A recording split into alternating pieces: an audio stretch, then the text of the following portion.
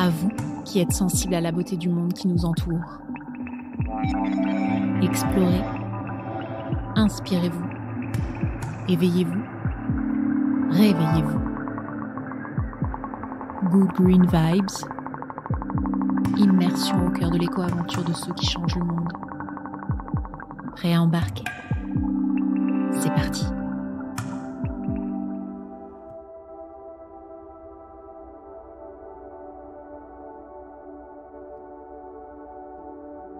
Une éco-aventure, c'est d'abord une aventure, un ensemble d'événements qui forment une expérience imprévue, surprenante et inédite. Elle devient éco-aventure quand elle tend à nous rappeler que nous, êtres humains, sommes une espèce au sein de l'écosystème, quand elle touche et éveille notre conscience environnementale, tant elle nous remet en lien avec la nature et les éléments. L'éco-aventure peut revêtir de multiples formes. On s'attend communément à vivre un défi écologique, un voyage en nature. Elle peut aussi prendre une toute autre forme. Dans cet épisode, vous allez vivre une éco-aventure entrepreneuriale. Tous les ingrédients y sont. De l'aventure, des mésaventures, de l'écologie et bien sûr au cœur, la nature, la mer et l'homme.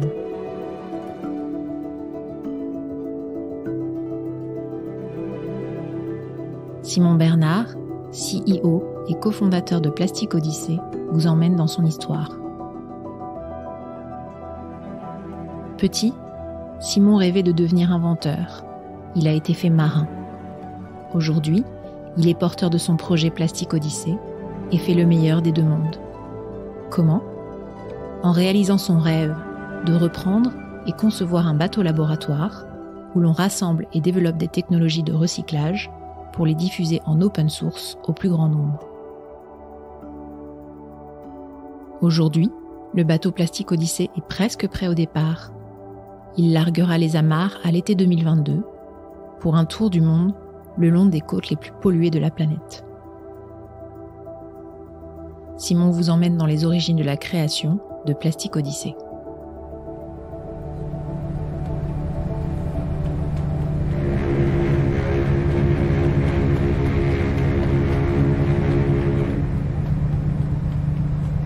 Je m'appelle Simon, j'ai 30 ans. À l'origine, je suis officier de marine marchande. Donc je naviguais sur des bateaux de commerce, pas mal de ferries à passagers, des porte-conteneurs aussi en Amérique du Sud, Caraïbes.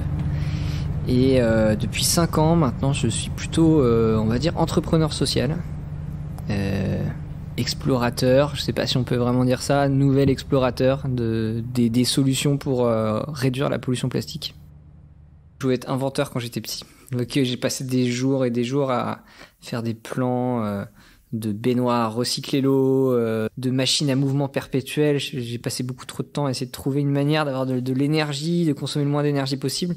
Pour moi, c'est marrant parce que j'ai pas du tout de déclic comme peuvent avoir certains, de prise de conscience des enjeux environnementaux. Moi, je vois ça, j'ai toujours vu ça comme des défis à résoudre. Et j'étais pas du tout. Aujourd'hui, je suis concerné, je me sens écolo et j'ai modifié mon mode de vie et je pense différemment. Mais quand j'étais plus jeune, c'était pas du tout le cas. On n'était pas sensibilisé à ces sujets-là. On n'en parlait pas forcément. Quasiment toutes les inventions que je faisais avaient un rapport avec l'énergie, la consommation d'eau, etc. Mais c'était pas du tout parce que c'était une manière de résoudre un problème écologique, mais je sais pas, c'était plutôt une sorte de défi et je pense que c'est aussi dû à toutes ces années passées en vacances. Je faisais beaucoup de camping sauvage avec mes parents, donc on allait chercher l'eau à la fontaine en montagne. On consommait très peu d'eau, on se douchait avec un bidon de 5 litres qu'on chauffait au soleil et on avait l'électricité sur la batterie de la voiture. Et donc c'est un truc que moi j'adorais. J'allais pêcher sur des vieilles planches à voile récupérées dans la décharge et j'ai vraiment vécu comme un petit Robinson Crusoe pendant des années et c'est les meilleurs moments de ma vie. Et je pense que c'est aussi lié à ça, à cette expérience où on doit consommer le moins possible de ressources parce qu'en fait on n'en a pas, parce qu'on est dans la nature, il n'y a pas d'infrastructure. Et donc c'était plutôt des réflexions de comment est-ce qu'on arrive à préserver, à avoir de l'énergie, à recycler l'eau, parce que je vivais un peu dans cet environnement sous contrainte avec très peu de ressources. Je pense que c'est venu de ça. Et puis après, petit à petit, c'est des questions qui m'ont intéressé, vraiment parce que c'était un défi à résoudre. Et c'est en travaillant sur ces questions que j'ai pris conscience de la problématique et des enjeux finalement environnementaux et de ce que je faisais. J'ai toujours eu à la fois cette passion pour l'innovation, les technologies, inventer des nouvelles choses et découvrir, être au contact de la nature. Donc j'avais vraiment envie de faire quelque chose qui avait jamais été fait. Et donc je me suis retrouvé à devenir marin. C'est vrai que j'avais une idée un peu édulcorée. Je me disais, c'est vrai que t'as l'impression que tu pars à l'aventure sur des bateaux, que tu vas découvrir des nouveaux territoires. C'est plus trop le cas. Et c'est mon père qui m'a fait connaître ce métier-là parce qu'il faisait de la voile avec un officier de marine marchande, avec un capitaine de bateau. Et il m'a dit, tu devrais faire ça parce que ça te conviendrait parfaitement. T'as l'aspect aventure, navigation, voyage et en même temps mécanique parce qu'on apprend aussi à être chef mécanicien, donc à réparer, à conduire la machine d'un bateau. Donc il faut vraiment savoir bricoler, trouver des solutions techniques, innover. Donc ça, ce côté-là un peu touche à tout bricoleur. T'apprends à tout faire sur un bateau, tu dois te débrouiller pour savoir être pompier, être médecin. Donc tu t'apprends vraiment beaucoup de choses. Mais il me manquait quand même ce côté faire quelque chose qui a jamais été fait, ce côté finalement d'entrepreneur. Et donc en parallèle de mes études, j'ai commencé à monter des projets. J'ai commencé par le 4L Trophy, qui est un rallye humanitaire en 4L au Maroc.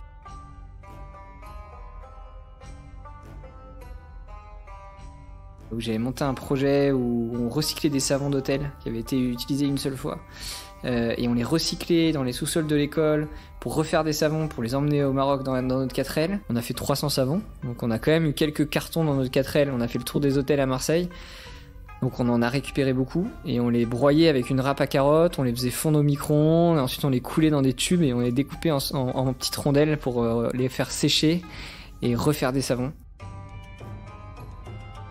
Après, avec on est parti donc au Maroc et on a fait une journée de sensibilisation. On a été dans 5 écoles dans le désert pour aller distribuer les savons et faire des ateliers avec les enfants pour apprendre à se laver les mains, leur montrer comment est-ce qu'on avait recyclé les savons, etc. Donc, c'était assez intéressant.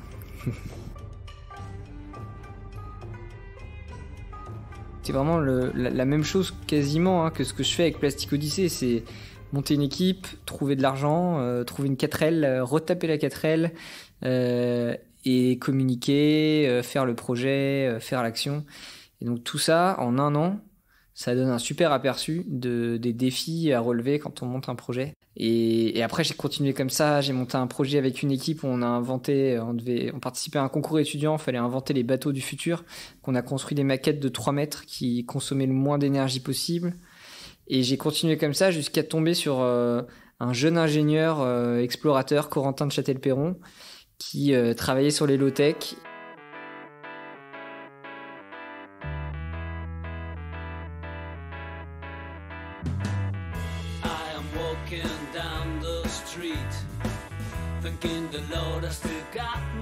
Pendant cette année d'études, cette dernière année d'études, où j'ai commencé à faire des projets et à monter Plastic Odyssey. Toutes les semaines, j'étais à Concarneau. J'habitais à Concarneau, là où était basé Corentin de Châtel-Perron. Et donc c'est comme ça que je me suis retrouvé à passer du temps avec lui et réfléchir à un système pour dessaler l'eau de mer. Je m'étais intéressé à ça parce que j'étais officier mécanicien à un moment donné. Et donc j'avais en charge sur le ferry, j'avais en charge la production d'eau douce. Donc je savais comment marchait un dessalinisateur sur un bateau, sur un ferry. Et Corentin m'a dit tu veux pas réfléchir à un système low-tech à petite échelle pour transformer l'eau de mer en eau douce? Et j'ai passé 1 an à faire ça. j'ai construit le désalinisateur, j'ai fait les plans, j'ai fait des essais. Ensuite, j'ai été tester l'eau avec le petit laboratoire qu'on avait à bord du bateau pour avoir la salinité de l'eau, un peu les caractéristiques. Et une fois que tout était prêt, j'ai pu prendre un peu de temps de vacances pour aller embarquer sur le Nomade des mers avec mon désalinisateur et puis le tester à bord du bateau. J'ai embarqué en avril au Maroc pour faire la traversée Maroc-Sénégal. Et alors c'était incroyable parce que c'était un bateau qui avait été complètement transformé. C'était le début, donc ça ressemblait pas à grand chose. Mais l'idée, c'était d'en faire une sorte de base de vie autonome dans laquelle on pouvait tester la production de nourriture, d'eau, d'énergie, finalement toutes les solutions qui permettaient de répondre à des besoins de base. Et donc on avait un poulailler à l'arrière avec 4 poules qui nous permettaient d'avoir des œufs. On avait une serre en hydroponie à l'intérieur du bateau pour cultiver des salades, des feuilles qui permettaient d'avoir les bons nutriments. Et derrière, on avait un frigo du désert pour conserver les aliments. On avait un réchaud à pyrolyse de bois pour cuisiner.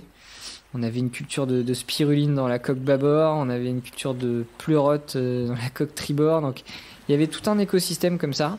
C'était le début, donc pour l'instant, ça marchait pas encore tout à fait, mais ça permettait de tester un peu les systèmes et de se retrouver en autonomie. On a quand même passé une bonne semaine en mer. À vivre uniquement comme ça avec le réchaud à pyrolyse et les œufs des poules.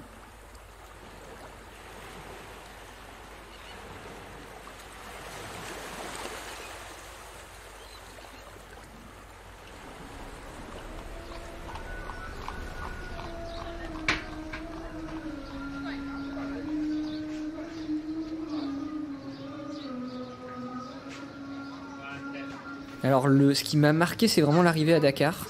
Et c'est de là qu'est né Plastic Odyssey. C'est vraiment en arrivant dans l'anse de Han, qui est une des anses les plus polluées de la ville, où je me suis retrouvé vraiment face à une côte qui était remplie de déchets plastiques.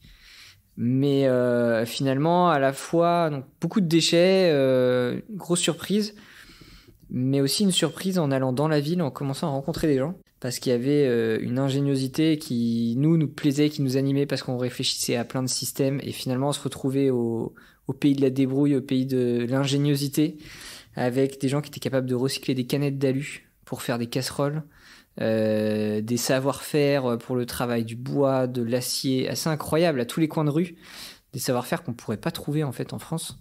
On n'a pas ces savoirs, on sait plus trop se servir de nos mains maintenant. Et donc ça m'a marqué, parce que je me suis dit, en fait, toutes les capacités sont là, manuelles, et tout ce plastique-là, j'avais en tête plein d'innovations, plein de projets que je connaissais, j'en avais entendu parler, qui permettaient de transformer le plastique pour faire du carburant, pour faire des tas de choses. Et donc je me suis dit, il faut réussir à avoir cette même approche qu'on avait avec les low-tech pour la nourriture ou l'accès à l'eau. Il faut qu'on arrive à faire la même chose pour le plastique. Et faire en sorte de diffuser des solutions simples pour transformer ces déchets plastiques. En rentrant en France, j'ai commencé à réfléchir à cette expédition. J'avais envie de faire à peu près la même chose au final, d'aller faire connaître des solutions de recyclage dans les pays qui en avaient besoin. Et donc j'en parle autour de moi, j'ai des copains qui me disent « Ah génial, commence à réfléchir avec moi ». Et puis au fur et à mesure... on était toujours étudiants, arrive la fin des études et bon, qu'est-ce qu'on fait après ? Et finalement, c'est Alex avec qui j'avais fait d'autres projets avant. Il m'a dit qu'est-ce que t'en penses si j'arrête de naviguer et je te rejoins ? Et on a dit c'est parti. Et donc on s'est retrouvés tous les deux et puis finalement on n'était plus que tous les deux. Il y a plus de gens au début qui étaient intéressés par le projet, mais un peu comme on peut l'être.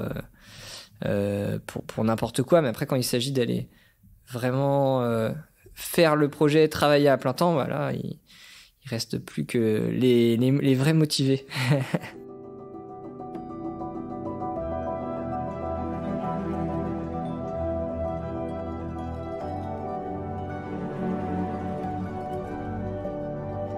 Simon et Alex ont l'idée, ils y croient dur comme fer. Au départ de leur aventure entrepreneuriale, ils se lancent avec 3 fois rien. L'envie aux tripes, ils vont se retrousser les manches et petit à petit, ils vont arriver à convaincre, à monter un projet concret en construisant un premier bateau concept du projet Plastic Odyssée. Cet événement marquera un tournant majeur pour le projet, qui va permettre à Simon de faire de son rêve une réalité, acquérir un bateau d'exploration de 40 mètres et d'en faire un laboratoire et un modèle des solutions à la pollution plastique.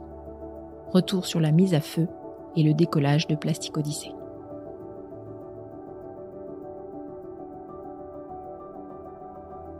Ce qu'on sait, c'est que si on arrive à recycler un déchet sur 2, dans 20 pays, on peut résoudre 40% du problème à l'échelle mondiale, uniquement en se concentrant sur 20 pays.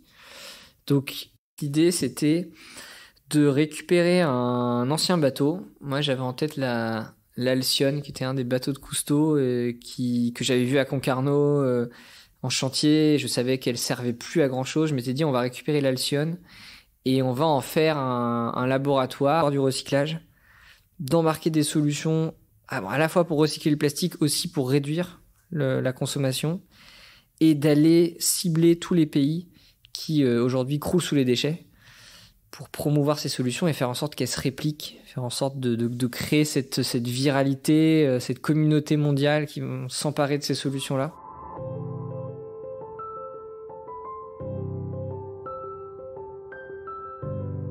En fait, au début, concrètement, on n'a absolument rien, parce qu'on n'a pas de réseau, on connaît personne. Moi, mes parents sont profs. Enfin, on n'a aucune culture de l'entrepreneuriat et du business, zéro. On est marin, donc on part de rien. Mais on a quand même le plus important, c'est qu'on a l'envie de le faire, profondément ancré dans les tripes. C'est pas juste quelque chose qu'on dit pour faire bien, c'est quelque chose qu'on a envie profondément de faire. Et en fait, c'est ça la différence, c'est ça qui fait qu'on y arrive. C'est uniquement la persévérance, la motivation, et c'est de parler avec ses tripes. Alors au début, on tâtonne un peu parce qu'on n'a aucune idée du bateau qu'il nous faut pour cette expédition. Alors on a longtemps creusé une piste qui était de construire un catamaran en bois. Avec un partenaire. Donc c'est vraiment au fur et à mesure des rencontres, on a trouvé quelqu'un, un armateur qui allait construire un bateau de recherche océanographique, et donc on avait pendant longtemps cette piste de pouvoir utiliser ce bateau-là et d'embarquer nos machines. Le problème, c'est que c'était un bateau qui était trop petit, qui n'était pas encore construit, donc il fallait beaucoup d'argent pour le construire, et qui finalement pouvait pas emporter grand-chose. Et donc au fur et à mesure, on s'est rendu compte qu'il fallait peut-être qu'on trouve un bateau qui existait déjà, parce qu'il y en avait plein, et que recycler un bateau, c'était peut-être plus logique dans la philosophie du projet. Donc on a commencé à chercher des bateaux d'occasion qui existaient, les bateaux les plus petits possibles pour consommer le moins possible, mais suffisamment grands pour quand même avoir un atelier à bord. Et l'idée, c'était pas de faire un tour du monde pour faire un tour du monde, mais c'était vraiment d'avoir une action aux escales, d'avoir un vrai bateau laboratoire. Donc il nous fallait quand même de la place. On a quasiment 10 tonnes de machines à bord, donc il fallait un vrai bateau de travail. Et l'idée, c'était pas, contrairement à ce que beaucoup ont pu penser au début, de une croisière entre étudiants, c'était absolument pas ça l'idée. On était déjà marins. Si on avait voulu faire le tour du monde en bateau, on le faisait déjà en fait. Donc l'idée, c'était pas de faire un tour du monde en bateau, c'était vraiment d'aller travailler sur le terrain avec un outil de travail, et donc un bateau de travail.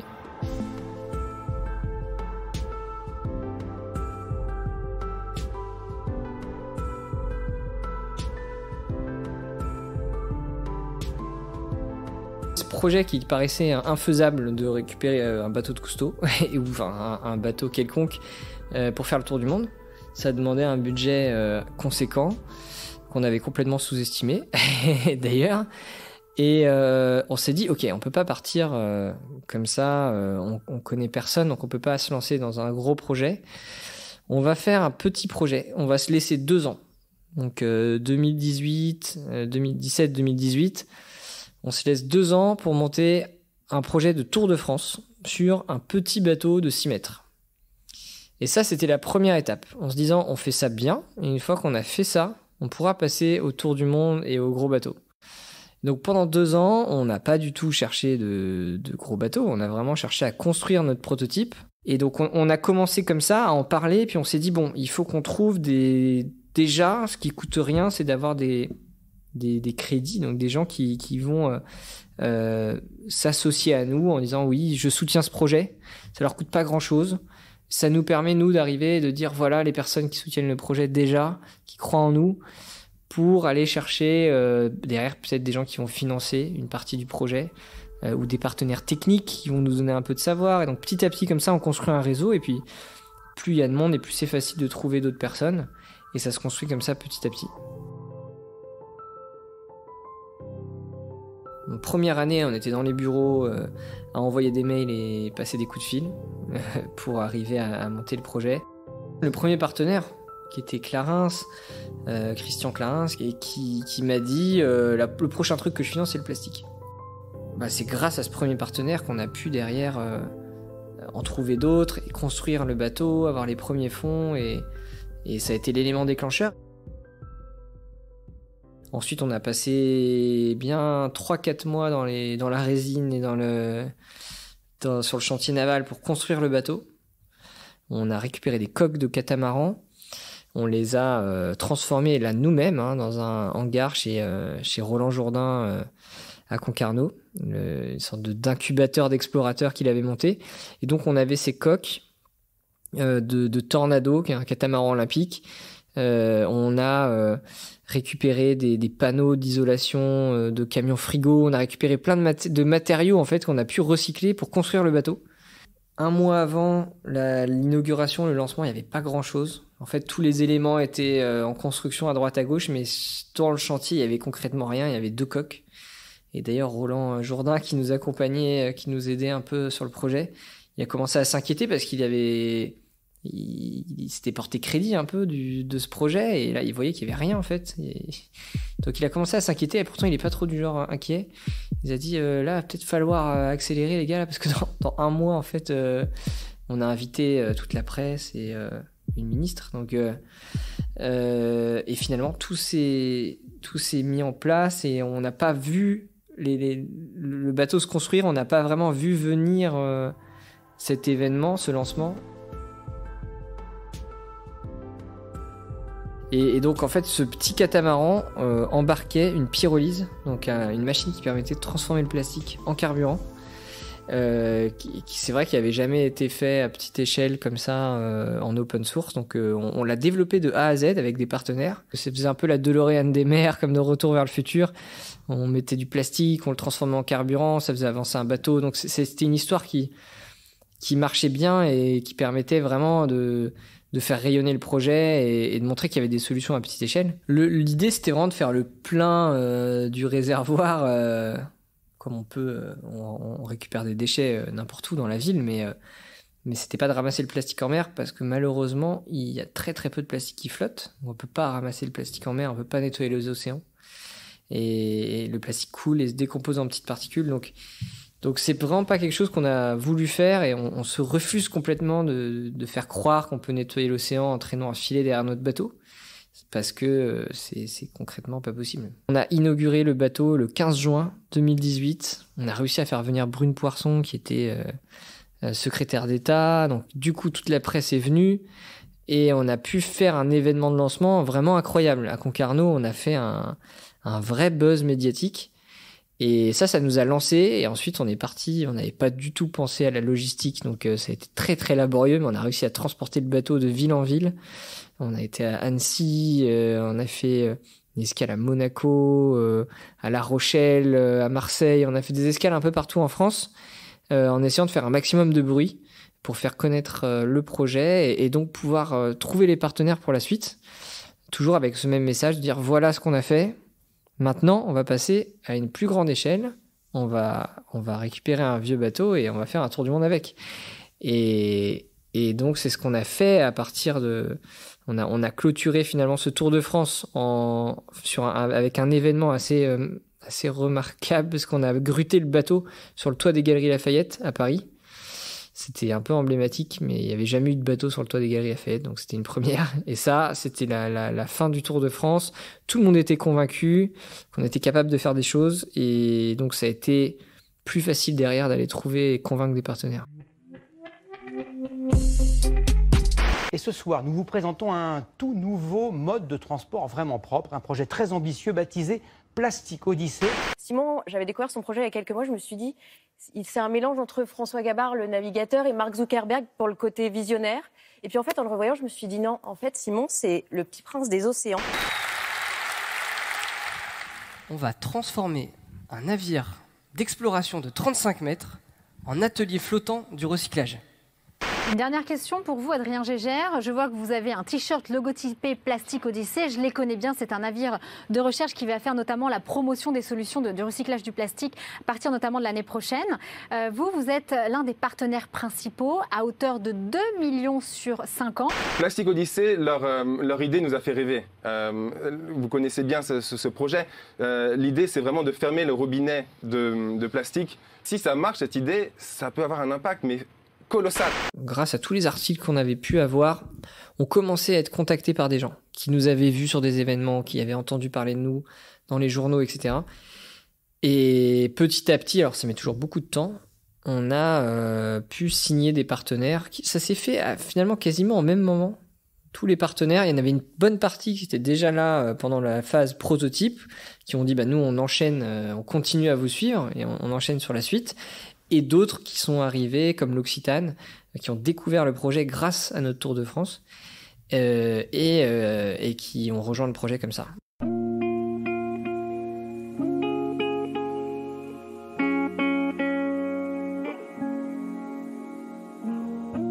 Alors du coup, la phase 2, ça a duré... ça fait 3 ans qu'on y est, quasiment. Il a fallu donc trouver les financements et ensuite se mettre à la recherche d'un bateau d'occasion pour en faire vraiment ce laboratoire, ce qui était très très compliqué parce que il y en a pas beaucoup en fait qui correspondaient à nos critères de taille, de capacité d'emport, etc. Et donc on a passé quasiment 8 mois, 1 an à visiter des bateaux, à chercher avec des courtiers, des brokers, un peu partout en Europe. On a visité un bateau en Finlande, un bateau en Écosse, donc on a essayé de trouver, finalement on a trouvé ce bateau qui était un bateau allemand à la base. Et donc on s'est retrouvé on était pour le coup pas bien entouré au moment d'acheter le bateau, on n'avait pas les bons experts, etc. Mais on s'est retrouvé à acheter un bateau en fait avec plein de vis cachées. Et donc on réalisait pas trop, c'est très complexe en fait le milieu du shipping, c'est vraiment pas comme quand on achète un petit bateau de plaisance ou une maison, il y a vraiment beaucoup de procédures, il faut plusieurs personnes, il faut être en contact direct avec la banque, enfin il y a toute une procédure, c'est assez surnaturel. Donc nous on se retrouve un peu au milieu de tout ça, et puis on était au téléphone en direct avec quelqu'un qui signait les papiers à notre place en Allemagne. Nous on était sur le bateau en France. Et il y a eu ce moment où en fait on s'est retrouvé propriétaire, on a appris ça, les papiers étaient signés, on s'est retrouvé propriétaire d'une minute à l'autre. Et là en fait moi j'ai pris conscience du truc, je me suis dit mince, est-ce qu'on est tout bon en fait, est-ce qu'on a bien toutes les assurances, qu'est-ce qui peut arriver si le bateau coule dans le port, enfin on commence à réfléchir un peu à tout, même si on avait tout prévu, à vraiment prendre conscience de on a un bateau sur les bras là. On a un bateau vivant, parce que c'est vraiment vivant un bateau. Il faut toujours que les machines soient chaudes. Enfin, c'est vraiment quelque chose qui vit, qui rouille, qui évolue. Et donc à la fois on était super contents et super inquiets aussi. Donc on était un peu entre les deux. On avait recruté un équipage qu'on connaissait pas du tout. Donc le capitaine qui était en charge du bateau, on savait pas du tout qui c'était. Si on pouvait lui faire confiance ou pas, si on pouvait partir et lui laisser les clés. En gros. Et donc ça a été un moment de responsabilité un peu instantané là. On s'est retrouvé d'un coup responsable, comme si on avait fait un enfant quoi. Donc, c'était assez bizarre. On a embarqué sur le bateau, on l'a récupéré au Danemark et on a embarqué jusqu'en France pendant 3 jours pour voir comment était le bateau, naviguer, etc. Et donc là en fait on s'est projeté.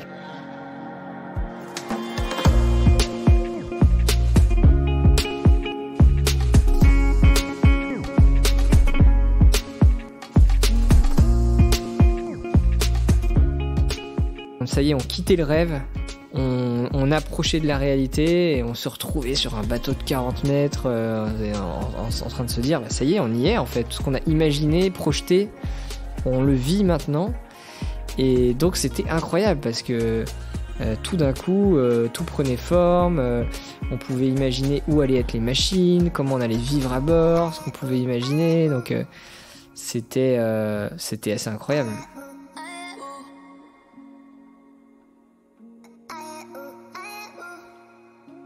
J'ai l'impression que on est devenu adulte à partir du moment où on a acheté le bateau. On était encore des rêveurs avant ça. À partir du moment où on a acheté le bateau, là, en fait, on a eu tous les problèmes que pouvait avoir un entrepreneur ou un chef d'entreprise ou autre. On a vraiment eu... on peut écrire un livre sans problème, une BD. C'est un roman. Ce chantier de bateau, c'est un roman. C'est assez incroyable.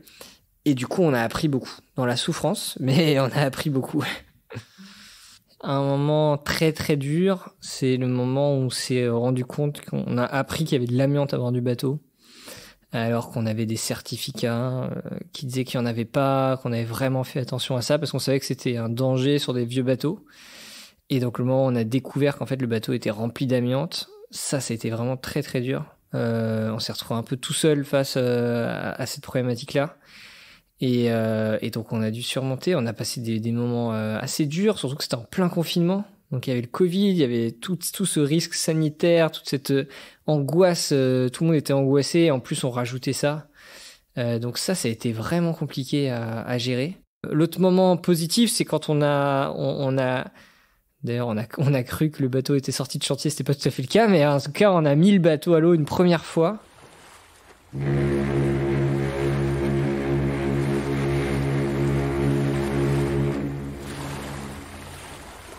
Le 1er janvier à 8h, le bateau a enfin pris la mer après des mois d'attente, de problèmes qu'il fallait résoudre. À 8h du matin, le 1er janvier, le bateau a pris la mer et il a quasiment pas eu de problème, tout s'est bien passé. On a réussi à faire Dunkerque-Saint-Nazaire, donc une sacrée navigation, faire le tour de la Bretagne, sans encombre pour arriver au chantier de Saint-Nazaire. Et donc ça y est, on a vu ce bateau naviguer par ses propres moyens, aux couleurs de Plastic Odyssée, des premières personnes qui nous contactent à la radio, parce que souvent à la VHF, il y a des contacts réguliers avec les bateaux des autorités. Il y a des gens qui commencent à se demander ce que c'est que ce bateau. Ils voient marqué Plastic Odyssée, ils se questionnent. Donc ça y est, ça commence à créer ce qu'on cherchait, des passants aux escales là, qui viennent nous demander ce qu'on fait. Donc ça a été un super moment.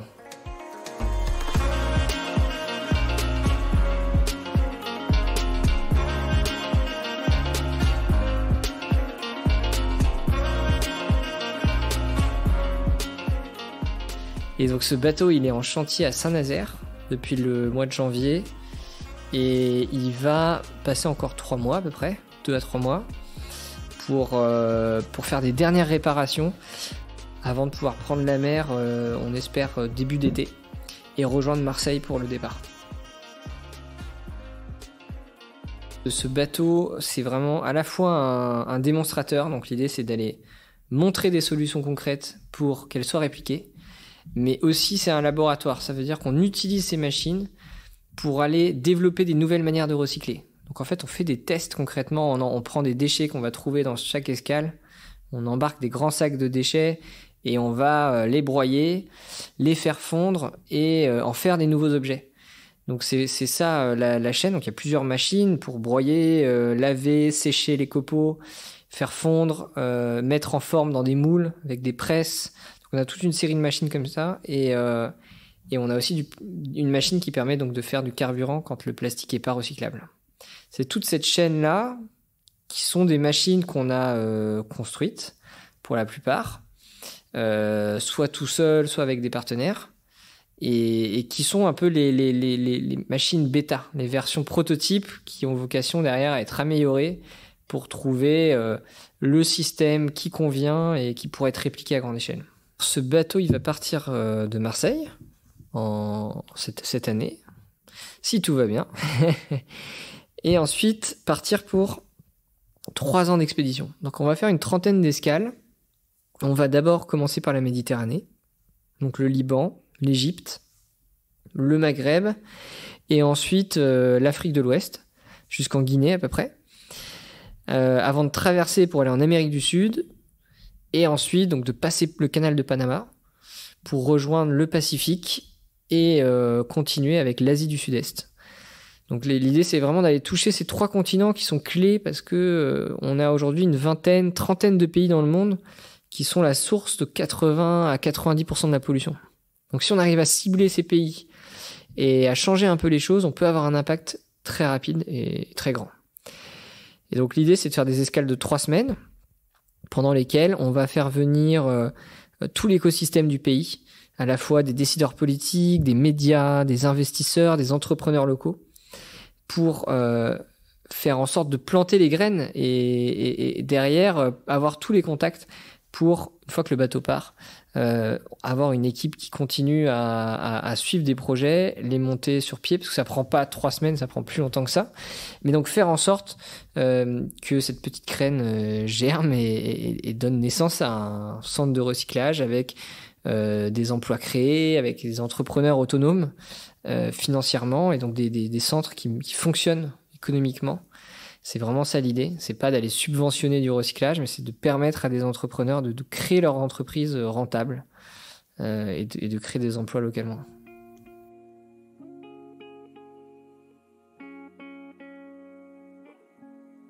Plastic Odyssey, c'est déjà une incroyable success story. Bien qu'il y ait encore du chemin à parcourir jusqu'au jour où le bateau prendra la mer pour son expédition et jusqu'à l'ouverture des premiers centres de recyclage, le potentiel, lui, est bien perceptible. Plastic Odyssey est aujourd'hui soutenu par nombre de grands partenaires et c'est là l'un des éléments incontournables du succès de cette éco-aventure entrepreneuriale. En tant qu'entreprise à mission, le modèle de Plastic Odyssey repose à ce jour sur le sponsoring. Et c'est Simon qui, tout en pilotant la stratégie du projet, s'est fixé la tâche de la recherche des soutiens des partenaires. Avant de prochainement prendre la mer pour l'expédition, il nous emmène faire un dernier tour d'horizon dans les coulisses du succès entrepreneurial de Plastic Odyssey. Mon rôle, il est à la fois d'aller trouver les partenaires, donc trouver l'argent qu'il faut pour faire le projet, représenter aussi le projet, donc faire des conférences, en parler, faire des interviews, et plus un rôle, on va dire, de stratégie. Donc j'ai moins maintenant un rôle opérationnel, je suis plus transverse, on va dire. Et justement, à force de rencontrer des gens et de parler du projet, ça me permet de prendre du recul et de pouvoir orienter un peu la stratégie, la direction dans laquelle on va, quoi. Mais c'est très compliqué parce qu'en fait, le sponsoring, c'est un modèle économique qui est pas facile. Ça se rapproche un peu du mécénat, ça se rapproche du don, donc c'est assez irrationnel quand même. Ça passe beaucoup par l'humain, ça passe par des rencontres, des gens qui croient en nous, dans l'équipe, dans le projet, dans la vision. Et donc c'est beaucoup d'humain en final, beaucoup d'irrationnel. Et c'est pas du tout quelque chose, on peut pas envoyer un document A plus B égale, il faut signer. Non, ça marche jamais comme ça. Et surtout, beaucoup de persévérance, de culot et de râteau, en fait. Parce que c'est à peu près, je pense, 1% de réussite. À peu près. Pour 100 partenaires contactés, peut-être un qui va signer. Avec des échelles de temps qui vont durer 1 an, peut-être même des fois 2 ou 3 ans pour certains. Donc c'est vraiment un truc de longue haleine qui peut décourager très vite parce que c'est jamais agréable de se prendre des râteaux et en fait moi c'est mon quotidien, quoi. On voit que les réussites, mais non, mon quotidien c'est juste de prendre des râteaux tous les jours quand même. On a quand même la chance de discuter directement avec les patrons, les actionnaires familiaux en général, directement, ce qui est rare, hein. Avoir une après-midi du patron d'un groupe du CAC 40, c'est quand même pas donné à tout le monde. Et nous, on a la chance d'avoir ça assez régulièrement et de pouvoir partager notre point de vue, discuter, comprendre les problématiques que peuvent avoir des groupes comme ça, parce qu'on est toujours un peu éloigné de la réalité parfois. On a toujours des idées, mais il y a qu'à Faucon, il faut faire ça, il faut faire ça. Et donc, pouvoir discuter, échanger, partager des visions du monde qui sont parfois un peu différentes, on s'en rend compte. Mais finalement, aussi avoir cette capacité d'apporter une vision différente et de les faire évoluer. Toutes les entreprises aujourd'hui ont des choses à se reprocher. Pourquoi ? Parce qu'à partir du moment où elles sont rentables économiquement, elles se basent sur un modèle économique qui est un peu faussé, parce qu'aujourd'hui les ressources naturelles sont pas prises en compte, elles sont gratuites, on peut polluer aussi gratuitement, donc tous les business aujourd'hui qui sont viables sont basés sur des modèles qui sont pas durables, donc il faut faire avec et il faut faire évoluer les choses dans le bon sens, mais il n'y a pas d'entreprise parfaite à partir du moment où une entreprise existe aujourd'hui, j'ai l'impression qu'elle pollue dans tous les cas, donc il faut avoir ça en tête et essayer de transformer les choses, mais nous on est plutôt on n'est pas trop on n'est pas tellement militant, on est plutôt à essayer de trouver des solutions.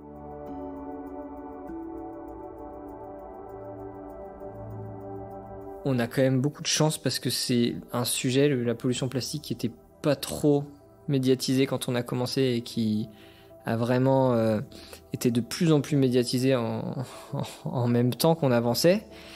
Et donc ça, c'était quand même une chance parce que tout le monde s'intéresse aujourd'hui à la pollution plastique, ce qui n'était pas le cas il y a quelques années. Donc vraiment, c'est une thématique qui intéresse les gens.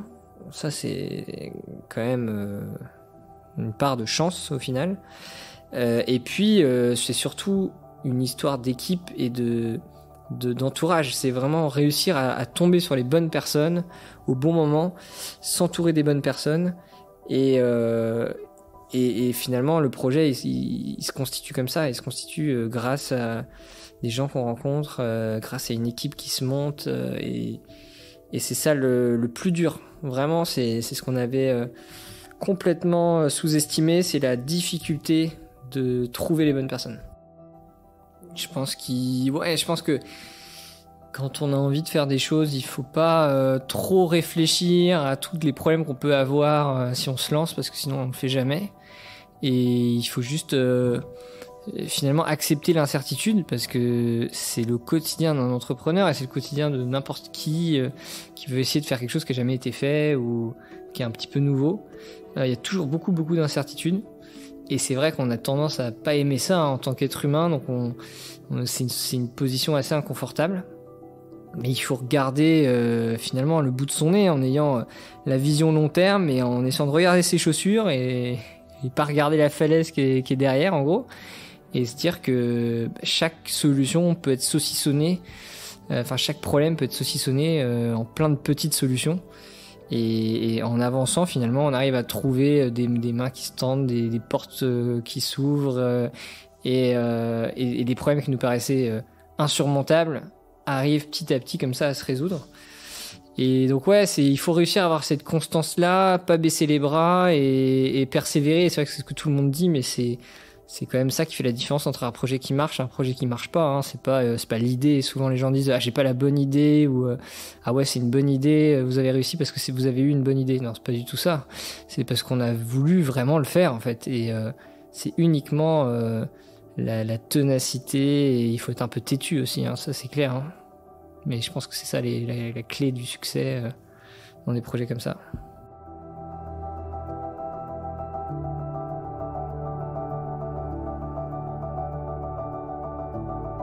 Plastic Odyssey s'apprête à larguer les amarres à l'été 2022. On lui souhaite bon vent.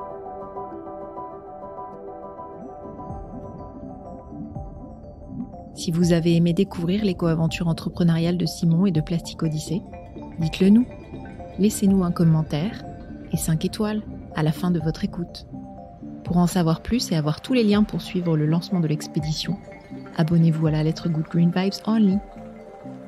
Et on se retrouve très bientôt pour un nouvel épisode des Good Green Vibes.